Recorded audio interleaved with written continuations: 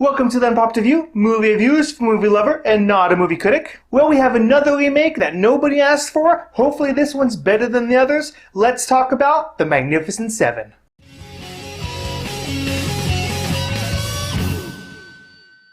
Now, if you've seen Seven Samurai, the 1960s Magnificent Seven, or any movie that's like Three Amigos or A Bug's Life, then you already know the basic story. The short version is that after a small village is terrorized by a gang, they are forced to hire muscle to help lead and train them to fight back. So let's start by talking about the good of the Magnificent Seven. The story is familiar, but completely unique. Remakes that have problems usually comes down to one of two things. One, they just end up doing the same thing over again. Or two, when they do change something, the change has no purpose. Both of these reasons often leaves the audience longing for the original rather than the remake. The Magnificent Seven luckily doesn't do either of these. It does have the same basic plot and the name as the 60s version, but other than that it is a completely different movie. The characters are different with new personalities. And as the story progresses, it becomes apparent that the plot beats are completely different than the original. So although you may know the basic plot of Magnificent Seven, this one will keep you guessing. I also really liked how this one is a modern take on the traditional Western. It is no secret that Westerns have basically died in modern culture.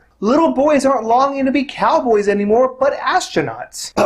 Toy Story. So when I heard that this one was going to be a Western, I was a little worried. Because even though there have been some good Westerns recently, they are very few and far between. But director Anton Fuqua has done it. He was able to make a straight up Western but modernize it for today's society. The horseback riding, the camera angles, and even the gunfights were completely reminiscent of classic Westerns while still giving it a fresh look. And with that fresh look, let's talk about the characters. One of the main things that Seven Samurai and the 60s version are known for are their characters. In both the movies, a lot of time is devoted to show how each one is unique. And on top of that, each character gets a moment to shine. Well, let me just say that this film does it just as well, if not better. Each character has a unique personality, interesting skills, and they're all given a backstory with a reason why they're coming together. Additionally, not a single one of them felt shortchanged, which I can't necessarily say about the previous ones. And usually the biggest character that's shortchanged is the villain. So let's talk about him for a bit. Peter Skarsgård plays Bart Bogue, and he is completely terrifying in the role. In other iterations, the villain is basically a generic gang leader. But in this movie, there is no doubt that Bart is one of the most evil men on the planet, and gained his power by being that way. So it was just great to see a villain that was done so well. And last part of the good, let's talk about the visuals and the camera work. The film looked absolutely spectacular, or I might even say magnificent. There were multiple shots of mountains, sunsets, open ranges, and towns, and they all look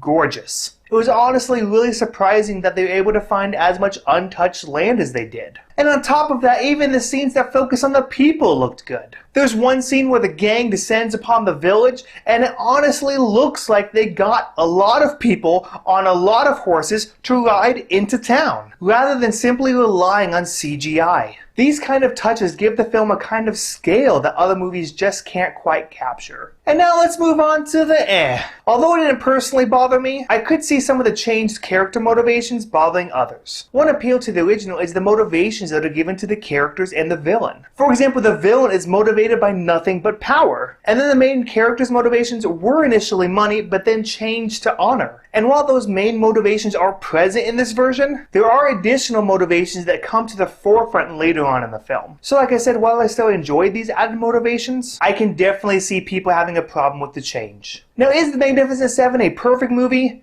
No, not necessarily. But for someone that was not around during the hype of the Western phase, it was definitely the most fun I've ever had watching one. And because of that, I say The Magnificent Seven should be seen in theaters and then bought on Blu-ray. So that's what I thought of The Magnificent Seven. What did you think? And what is your favorite Western movie? Leave your comments below. Don't forget to like and subscribe. And remember to always keep it unpopped.